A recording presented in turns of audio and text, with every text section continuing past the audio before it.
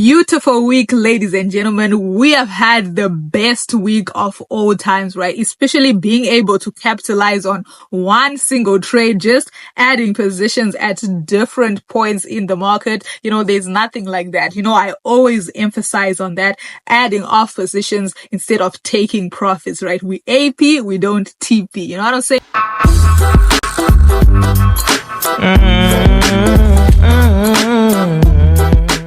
So it has been a beautiful week. Nasdaq has absolutely respected our setup. It has broken the highest countless number of times, and we have just capitalized on all of those, right? And in this video, just as usual, I'm going to do the weekly analysis, breaking down Nasdaq, guiding you guys throughout the week so that we can capitalize together on this beautiful market, right? But before we do all of that good stuff, if you're new to the channel, welcome. We trade Nasdaq over here. If you're returning, welcome back. You already know what's up. Don't forget to hit the like button, turn your post notifications, and subscribe to the channel, because when we hit 10,000 subscribers, I am going to be doing a little giveaway, finding 10 different accounts and giving 10 different subscribers free mentorship. Guys, look at the numbers. We are almost at 10,000 subscribers. Quit playing. Let's keep pushing, guys. But what is a weekly analysis without first going on to our investing.com over here to check out what news events we have for this week? At least we've had NFP already, and we are looking forward to CPI. You already know that we're about to obliterate CPI, right? I always like checking my investing.com for news events because it's absolutely important. First of all, if you're trading a prop firm account, most of them do not allow you to trade news, right? So you always want to be up to date, to know when is the red folder news, when are they happening, so that you are out of the market. You don't have to fail a challenge just because you trade a news event, right? So let's just check over here to see what is the news saying and which days we have news. All right, you can see that I have good news for you guys. We don't have news on Monday, right? It's going to be a safe day. And then we have Tuesday and Wednesday, Mr. Powell speaking, right? You already know that during the New York session, the market is going to be so volatile. And then CPI, we're going to have that on Thursday, and producer price index on Friday, right, at 3:30. The news not as crazy as we had them last week, so we're going to be a little safe for this current week, right? So over here, right, onto our charts, we can see that we absolutely obliterated US30 on Friday. This was the CPI trade right over here, and then this was our second entry, right? So as you can see, this around 3:30, which was CPI time, and then we wrote this trade around about this zone. You can see that it came to this zone and then it started to drop right back to this particular zone, and overall we are on an uptrend. So I already knew that the market wants to go up, and that is why I dropped this setup right over here. I said we're expecting a little bit of a push, right? And then it still brings us to that fact that the market never moves like tap water, right? So you can see that the market dropped right from that zone, dropped, and then went to sit right on this particular trend line, right? So if we want to analyze that, how you could have capitalized on this market, you had the trend line as your guideline right over here. Let me use a higher time frame for it to be easier, right? We have our trend line on the 4-hour time frame as a guideline. You know that we are on an uptrend, right? And then the market came back, sat on the trend line, right? So you are going to go on to your lower time frame to see what kind of reaction the market is having on the lower time frame. And then if I remove this so that it's clearer, you can see that we had a straight rejection, right? If you see the market coming to sit at a point of interest and then just gets pushed right back up with so much momentum, this could have been your entry point for the second wave, and then you could have caught all of these moves with your stop loss right at the zone. And then you can see that it's already threatening these zones. So for US30, we are probably expecting this market to come and break out of the zone, and then probably break out of the zone. Remember, I did say that in the previous video, right? When it broke out of this trend line that we had right here, and then now it's just kind of like playing around. If you draw it like this, you can see that this is a retest of the trend line. We're always saying we want a break of the trend line.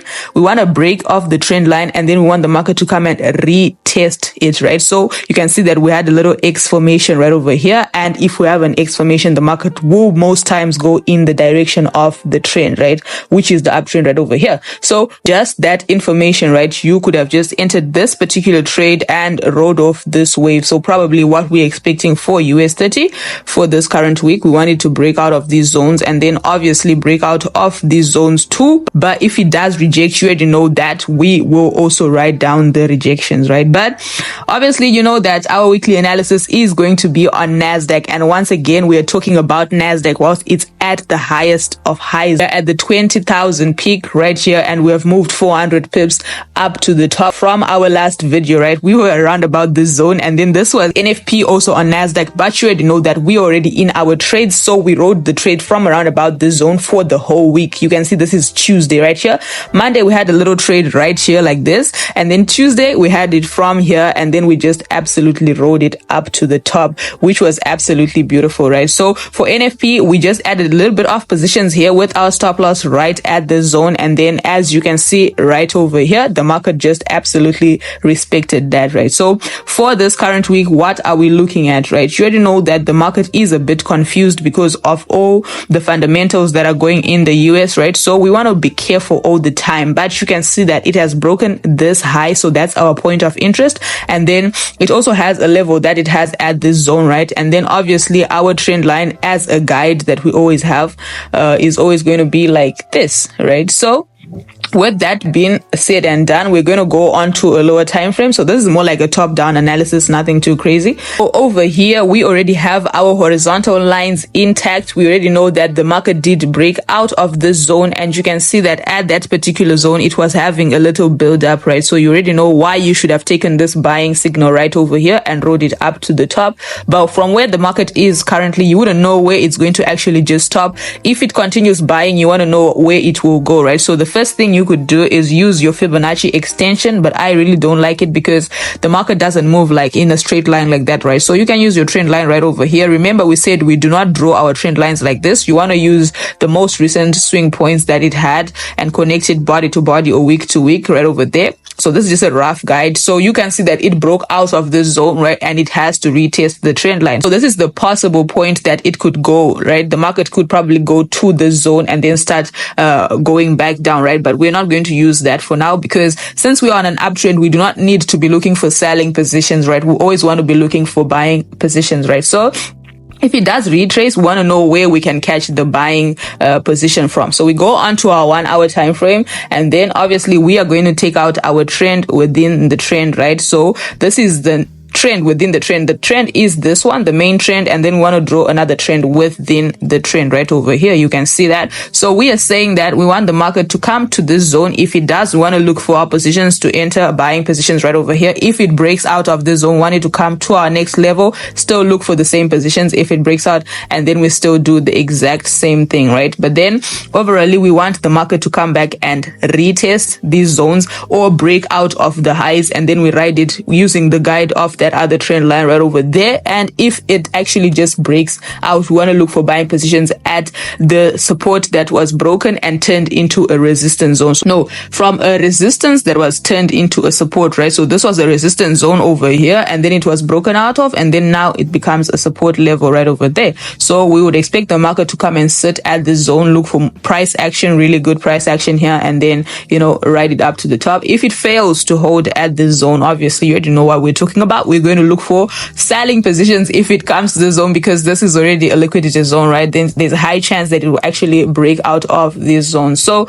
but then without a lot of news for this current week, I doubt that the market will have such momentum to push the market as crazy as that, right? But then you never know what can happen in the market, right? So overall, our buying positions, if it breaks this zone, for early buying positions, we could use that particular zone and then all these other levels right over there, right? So nothing too crazy for this week. Yes, sir. Nothing more than good profits to expect out of the market for this current week. You already know that we've been obliterating this market back to back for all these weeks, right? And this week is just the same thing, right? Always remember, as a good trader, to use proper risk management. The most important thing is so that you always have capital to trade instead of risking it all on a single trade, right? But if you did enjoy that video, don't forget to hit the like button, turn your post notifications, and subscribe to the channel. You feel me? But that is Tino, and I'm out. Peace.